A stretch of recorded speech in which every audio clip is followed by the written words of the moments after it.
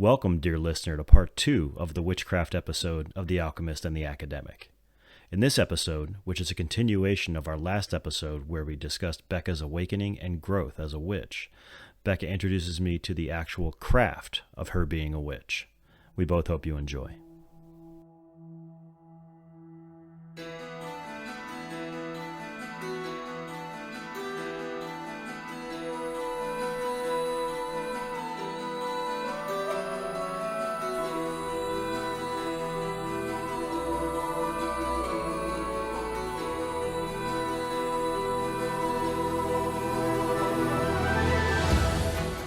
There are forces around us that we can feel, hear, and see, but to some, there is no explanation as to why. This podcast discusses everything that we, as a society, are taught to doubt. We interview our science and data-driven co-host to see if we can shift his perspective and get him to embrace the alchemist within.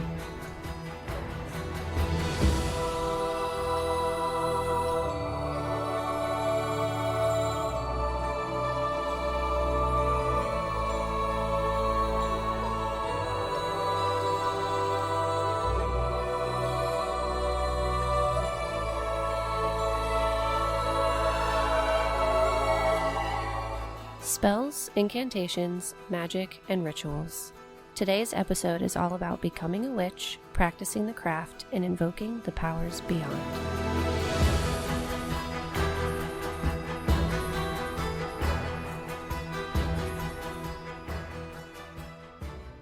All right, welcome back for our ritual portion of this episode. I went and grabbed a few things for this ritual, and Kurt has no idea what they are yet. No, they're in a nondescript paper bag. Looks like there could be weed in there, but I don't think there's weed in there. No. So I thought what would be really good for our ritual today is just to set up an altar and do like a little prosperity spell. Okay, and we have a little that's prosperity over there too, right? Explain what I'm pointing at. Yes. So Kurt bought a little tree that the roots are actually on an amethyst geode, and then the branches have little citrine crystals on them. Which is supposed to... Citrine is, I read one time... a little piece of paper said creativity, prosperity, luck, those sorts of things. Yeah, so it attracts. Got it. And one of them said it was like the vitamin C for the soul. So it's kind of like a translucent yellow. And when you think about attracting what you want and bringing in prosperity, good fortune, you do a lot of yellows, greens. And like I said, intention's everything. So if you have a stone or a crystal that you just really love, you like the energy of it, and your intention is for that crystal to amplify the intention of what you're doing, that's, it's all about that. I really liked, what I really wanted to get was the place that I got the tree. I think it's called East Meets West. A little plug. Oh, yeah. For it. Do you know East Meets West? I do. Cherry Hill Mall. Yeah. Yeah, it was cool. They had like little, I don't know what to call orbs, I guess. Okay. Globes. Like they were made of citrine, like they were full on stones. Oh, yeah. That They're were little circles. crystal balls. Yeah, they were balls, and they were polished. They were beautiful. I really wanted to get one of those, and I picked up one of them big fuckers. It was pretty expensive. Oh, they're very expensive. Yeah, but I want to get one sooner or later. I really like them. I have a few that I've gotten actually from the Zen Den on Main Street in Medford. So that's the little metaphysical shop that is in the same building that I work at in my acupuncture practice. It smells really good in there. Yeah. So shout out Zen Den. They have so many great things. I love them. I also have quite a few pieces that I've gotten from Mystical Blossoms. Okay. They were also on Main Street in Medford. Now they are in Marlton. Okay. And it's run by two sisters. They have like all these homemade products. I am obsessed with everything that comes out of that store. And their new location is beautiful. It has a tea bar and everything. So that's where I get most of my supplies. And just a heads up, we are not by any stretch of the imagination sponsored by anybody. Oh, if you no. say any of these things. If you saw our listener numbers, you would know that we are not sponsored by anybody. Not at all. But I just love both of them. And in case anyone is in the area and listening and wants to attempt to do a ritual or make an altar for themselves, those are the two places that I get a lot of my stuff from. Okay, so Are we ready? I'm so psyched to see what's in this bag because this bag's been in my house for a week and I have not looked in it. I know. A little ASMR. ASMR, yeah. Crinkling of the paper. Many people have said that we should start hashtagging our shows ASMR because of your voice specifically. That's such a compliment because I love ASMR videos. Let's get that search engine optimization going. 50% of how I fall asleep. All right, so first item, candles. So this is actually a set. So there are candles of all different colors. We have red, orange, yellow, green, light blue, dark blue, light purple, light pink, black, and white. And then they have specific herbs on them. So you know what I think these are supposed to be here? And the main reason I know this is because of my small child. I believe that is indigo, and I believe that is violet. Mm-hmm. Indigo, violet. Roy G. Biv. Yeah. So I do a lot of candle magic. I prefer to always have a candle in the middle of my altar. Okay. The purpose of an altar is just a sacred space where you can have pictures of past, like loved ones that have passed on. Mm-hmm. So they actually do an event at the center where I work at every year, the Dia de los Muertos, where you literally have a giant altar and it's pictures of people who have passed. So it's all about stuff that you're honoring. So you can have that, crystals, candles, different boards, like to put everything on. So for example, mine at home, I have probably 6 different altars in my house. I have an altar in my car. Okay. They just bring me peace.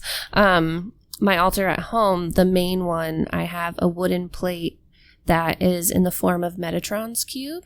Okay. So it's sacred geometry. So just another way to amplify the energy of what I'm trying to attract. Okay. And then I also have statues on there. I have Lakshmi. Statues of. Oh, okay. Here we go. I have Bast. I have Buddha. I have Gaia. So we're going to talk about all those on our deities. I know who episode. 2 of them are. So I like those on my altar as like guardians. So the next item is this wooden block.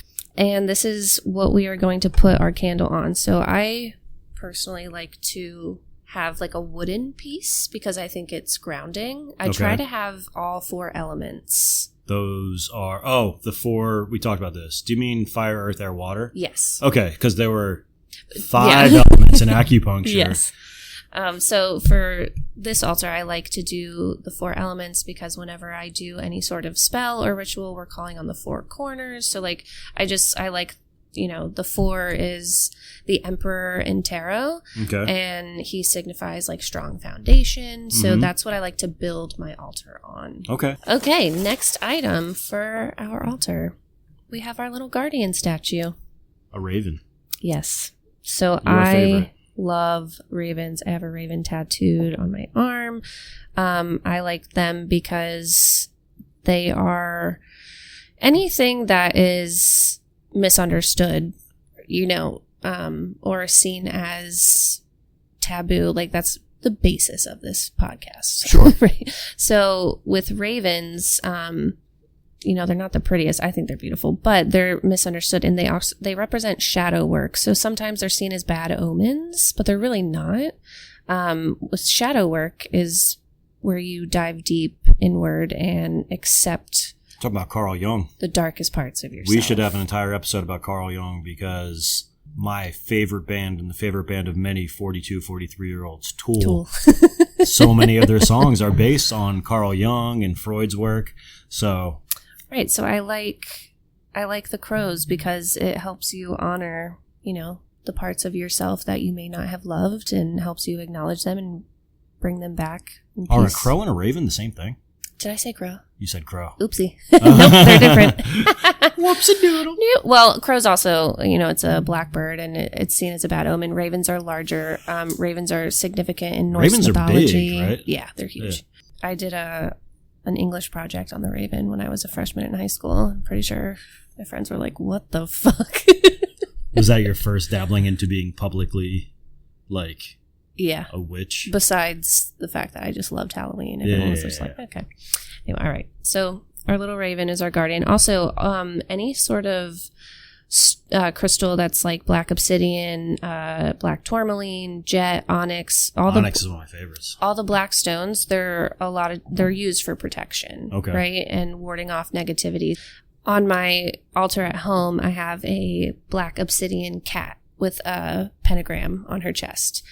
The Bast statue that I have one at home on my altar and one in my office, actually, and that's a black cat. Okay. So just anything that is the color black is protection. It's a funny story. I always said I wanted to open a bar that on the weekends it became like a 1920s nightclub that I wanted to call Obsidian. Nice. Or Topaz. I also like the name Topaz. Oh. Yeah. I have topaz in my office as well. Yeah. So then we have our next item, our bag of crystals. I'll say stones. So these will go around our wooden plate here. Okay, and I assume each of these stones, we're looking at stones of a variety of colors. I see a couple of greens. I see what looks like rose. I see what looks... That's not quartz over there, is it? So, yes, this is actually clear quartz. It's not rose quartz. Okay. I think it looks pink because of the because ambiance of our that we have in here. we have a cheap purple light on the table. It's pretty great, though. So clear quartz is really good for cleansing the stones around it and just amplifying the energy of what you're bringing. Okay. Then we have our little citrine, like we said, Mhm. abundance. We have pyrite. Oh, that's one I thought was quartz. So this is fool's gold. Right? Makes sense. It looks like graphite. It makes sense because it's pyrite, you said. Yeah, pyrite. Yeah. So it's another, like I said, the yellow and green are like attracting prosperity. This is a little golden nugget. It's like welcoming in the abundance, attracting. Like I have a big pyrite sphere. Okay. In my office to help bring in. Are precious metals like actual gold, silver, platinum, are they used in witchcraft at all? I'm sure they are. Okay. Not with me, I'm broke. So I'd be curious because I have some silver. Your girl is on a budget. But I do have pure silver because for a while back when my dad was alive, he got me into collecting coins. Yeah. And my favorite coins to collect were they were called Silver Eagles, Silver Eagle proofs. They were silver dollars.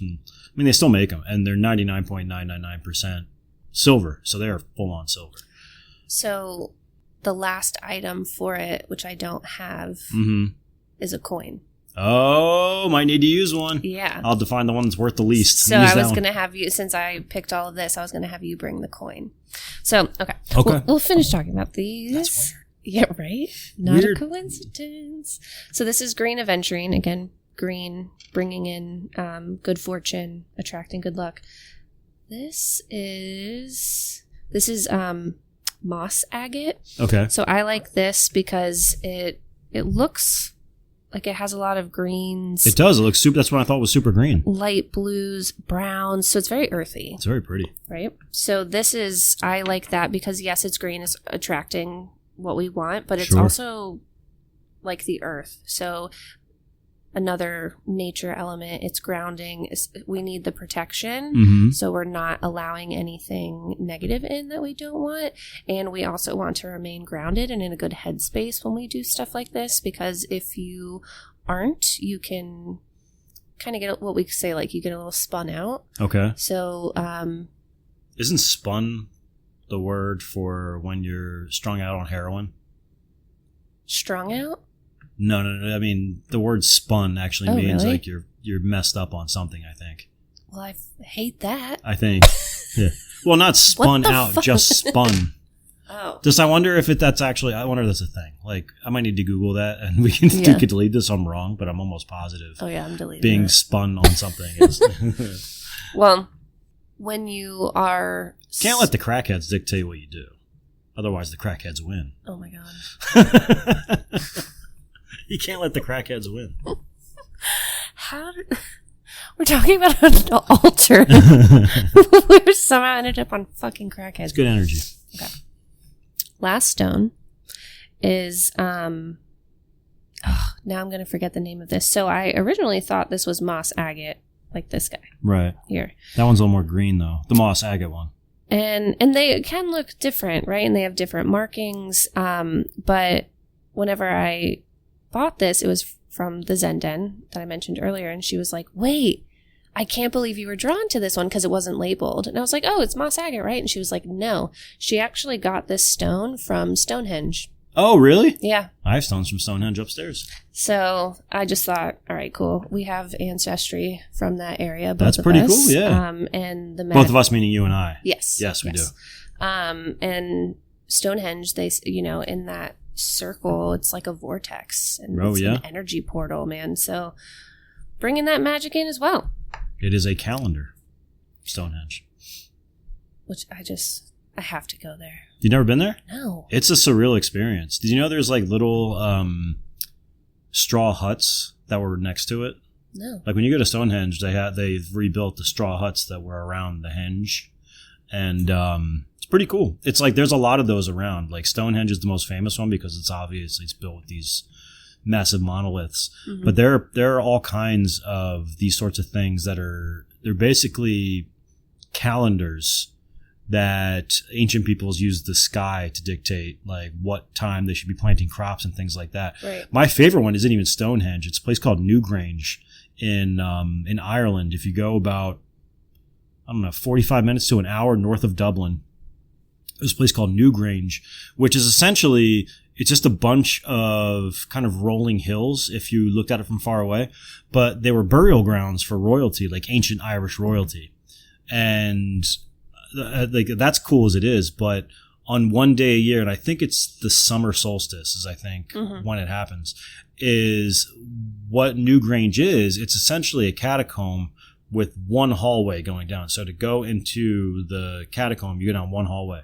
But at sundown on the summer solstice, it's the only time of the entire year that the sun passes directly in front of the doorway. Mm-hmm. So it's the only time of the year that sun beams all the way through that's so cool. the hallway. So sundown on the summer solstice is the only time the light goes inside that hallway. Damn. It's pretty cool. It's pretty cool. Yeah. That sounds magical. Yeah. So the last element of the altar, besides the coin that we need you to grab. Okay, I can get that. I know where it is. Is we're going to do a ring of salt around the altar. Okay. So ring of salt is also for protection. Mm-hmm. Salt is cleansing. Mm-hmm. So we saw salt in our movie. A Dark Song. A Dark Song, yeah. Because then they use salt around the house. Yep. They built the barrier around the house. Yes. Protection barrier. Mm-hmm. And like I said, salt's cleansing. We're also going to cleanse all of these elements as they are on the table with an incense. Okay. And this space. So we're going to be creating the altar originally in the middle of the table where we're at, where we record every episode. Oh, then yeah, I think that's where it should stay. Yeah. Yeah, that's where it should stay then. That's perfect. Right? And then we're going to... I was debating on what color candle because I was like, okay, green, because we want it to be for prosperity. We want to be a successful podcast. Yes. I would say, because we have the citrine over there for success, I would say maybe one for creativity. We can do that. Creativity. What else did you have in mind? What are these candles? What do they represent? Let's go through. So the colors, and this is just, I'm sure there are a lot of other meanings for people. These are just how I know them and how I use them. It's your podcast. Let's use yours. So the red candle, red is usually like love. Passion, So I would use that if I wanted to ignite my fire or passion with work or love life, whatever. Sure. Orange and yellow I kind of use interchangeably because those to me represent the sun. Okay. So when I do my money bowl on the first of the month, which we'll probably do a couple bonus episodes of just different rituals. Yeah, that'd be fun. And I think we should do a bonus episode where we discuss in detail what we did in the backyard. Oh yeah, I think we were supposed to. We'll touch upon it. Well, we did discuss it a little bit. We did. We'll do a bonus episode. Sure. So I, a lot of times will use a green candle, but if I don't have any, I'll use either yellow or orange because it's still like it's the sun. It's attracting, it's that light. Mm-hmm. And there are elements of yellow in green. Right. Yeah. I've never actually done a spell with a blue candle. And blue is for? That one, I think it's more cooler tones. So like you could do it, for me personally, I would do it for like the winter solstice. Okay. If I didn't have a black candle. Okay. I really only use yellow, green, black, white candles. Okay.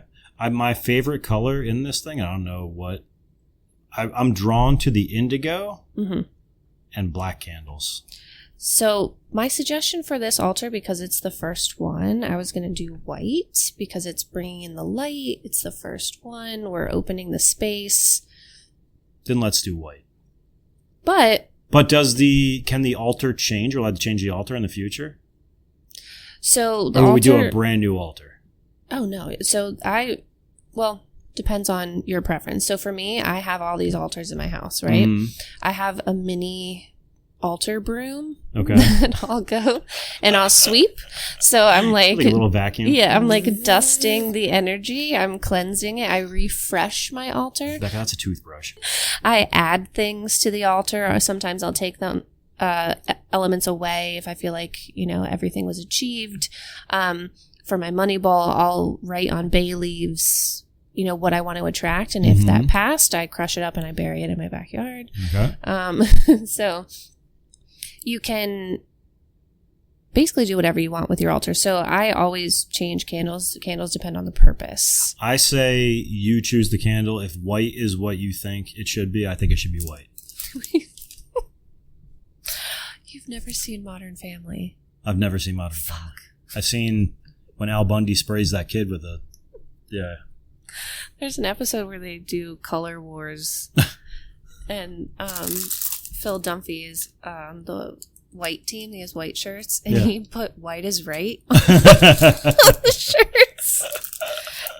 And everyone was so offended. And he couldn't understand why. So I should go get the coin, right? You should go get the coin. Well, let's go through... Let's get the altar set up to the extent that we can without the coin, and then we'll do a little interlude. And then I'll come back with the coin. We'll say where it needs to go, and then we'll do the ritual. Okay. Okay. Sounds good. What are we reading here first? So this card, what I love about these candles, it's a set, and they are dipped in specific herbs. It's by a small business. I wish I had the name, but I got them at the Zen Den. So it tells you what each candle could be used for and what herb it's rolled in and what that signifies. Gotcha. So we can look up. So I wanted the white candle, and it says it's to purify, spiritual growth, prayer, new beginnings, and remembrance. And it's rolled in sage and lavender, which ignite peace and harmony. Does that mean it's going to smell like sage and lavender? Yeah. That's the one I want to do. Okay. Yeah, I love lavender. Actually, I think your indigo one is... I love that. New beginnings. And this podcast is brand new, so I really like the idea of using that. Yeah, that's why I wanted the white candle, because it's the first one. I'm on board. Yeah. We're going very much away from the blood ritual I wanted to do, but I'm cool with that. Yeah. So we've got almost everything picked out. I'm going to go grab a coin. I've been thinking about it. I think what I'm going to do is grab a coin, not necessarily one of the silver ones. I'll bring down my entire coin box so you can see my coins. Oh, They're pretty cool. great. Yeah. Yeah. And then, but I'll pick one that reminds me of my dad. Yeah. I think that's what I'll do. Okay. So we'll be back after the jump with the actual ritual.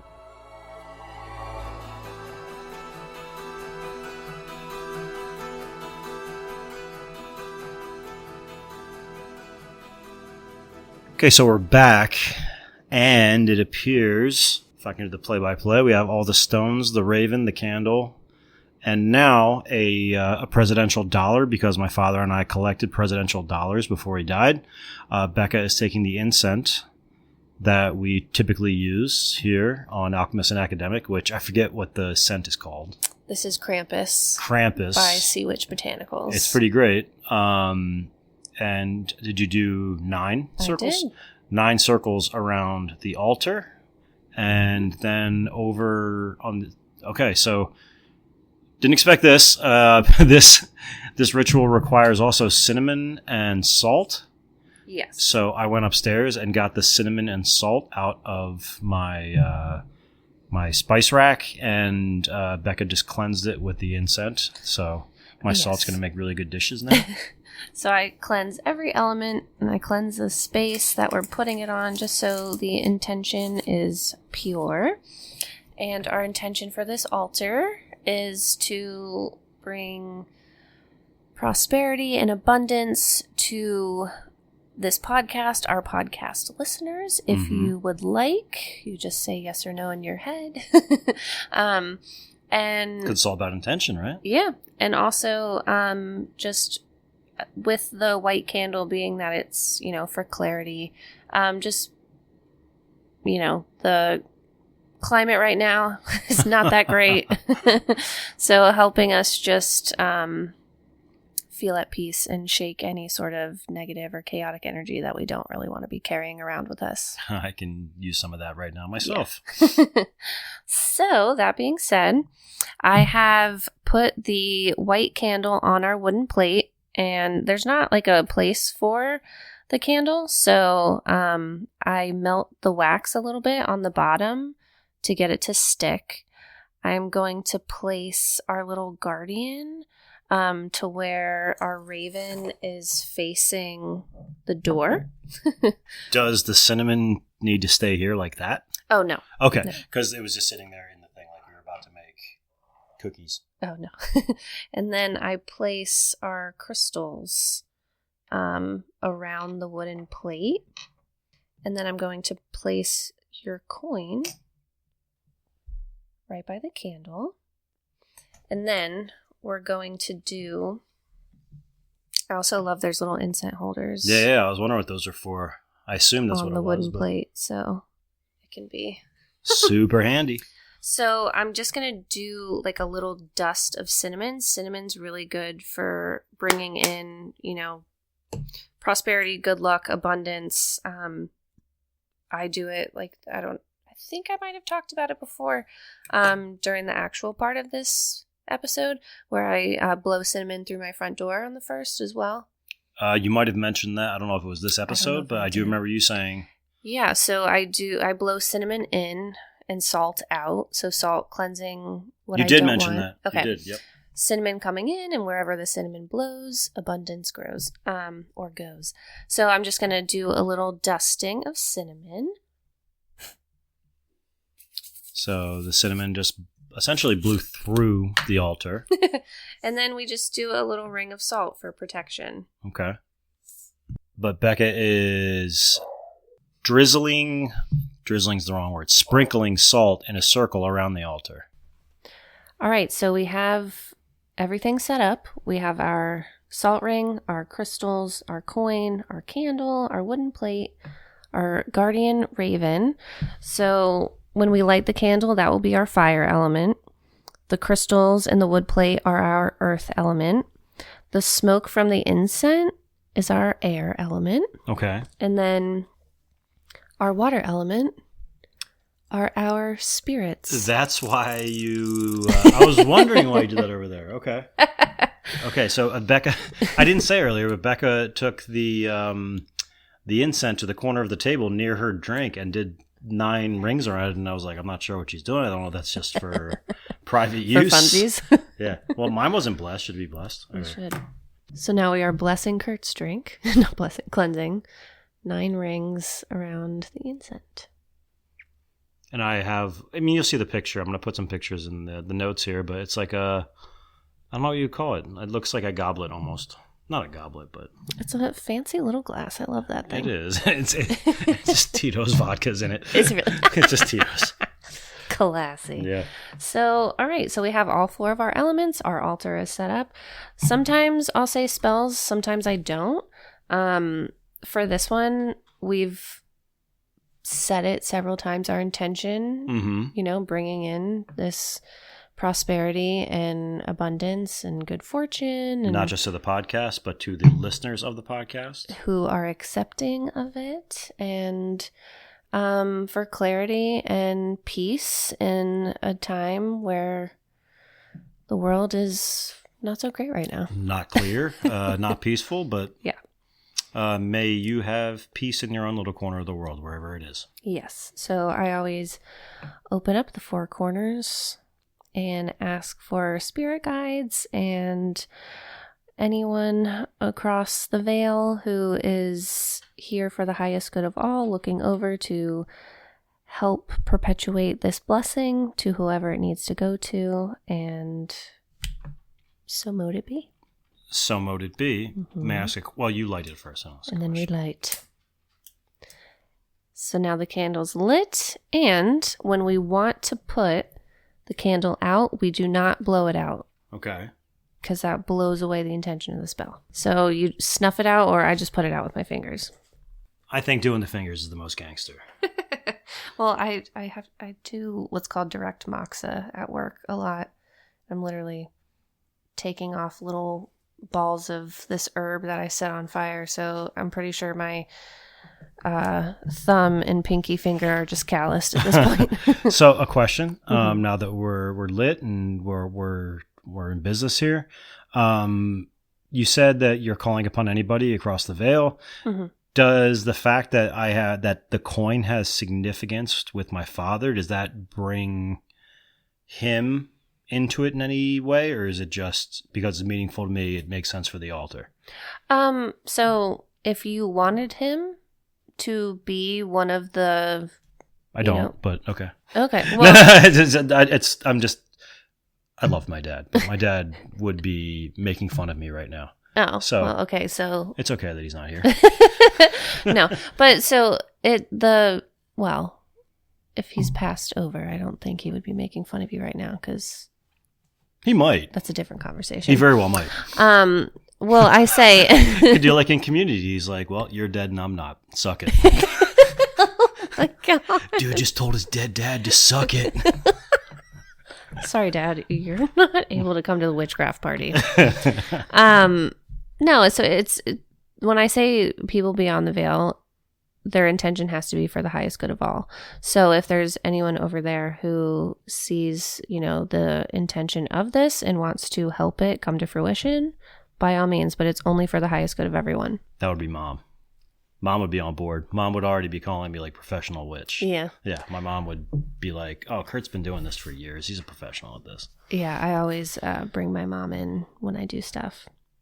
So, and we talked about this. Your mom, she wasn't a witch, but she always advocated for you doing your witchcraft. Yeah. And like she always believed in what we would basically call now like manifesting. Okay. Like she was very big on getting me journals and writing down, what I wanted to achieve and believing in myself. And like that might not seem to other people like witchcraft, but it transformed into now whenever I meditate and I am putting my intention out there, I'm drawing from this like deep part of my soul that I've been exercising since I was little. Well, touching if I'm going to put on my academic hat here, it strikes me that a lot of this ritual and probably other rituals like the one we did on New Year's is a form of meditation. And there's been empirically proven benefits of meditation. It's about what it means to the person that's doing the practicing. That's the benefit to the person.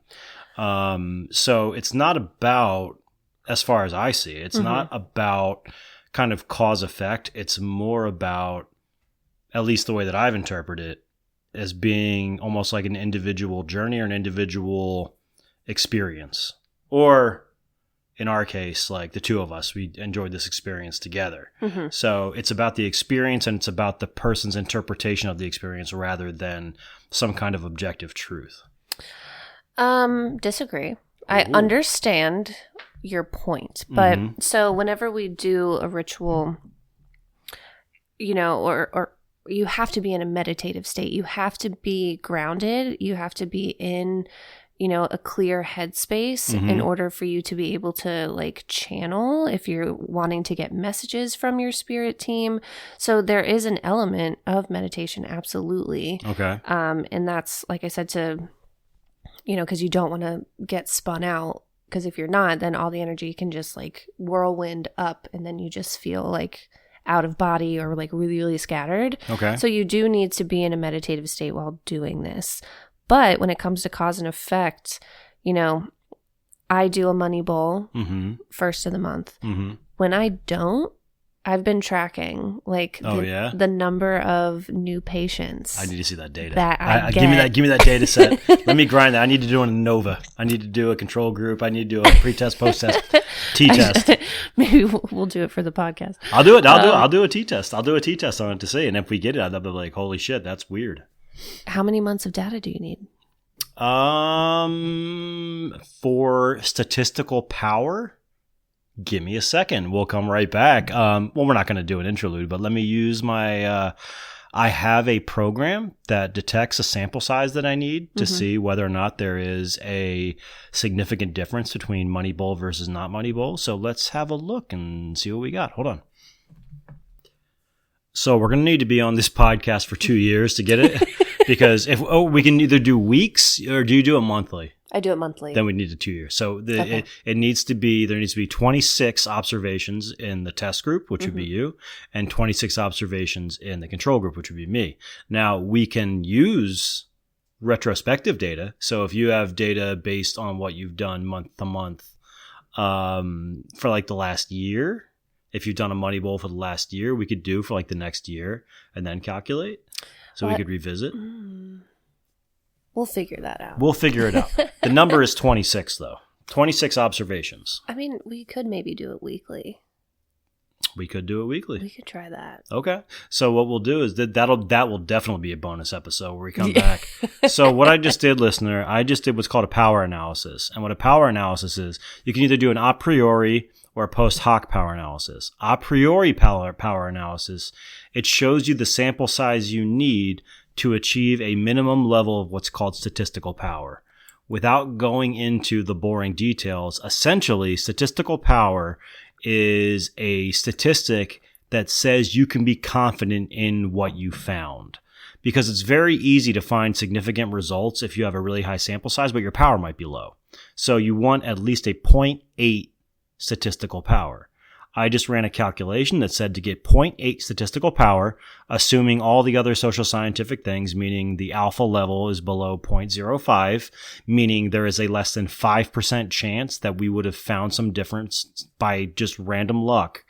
We need 26 observations each. So once we get to 26, if there is a difference in terms of change in either number of clients, amount of money, that kind of thing, if we can find a comparable thing, then we can say that there is some difference between doing a Moneyball versus not doing a Moneyball.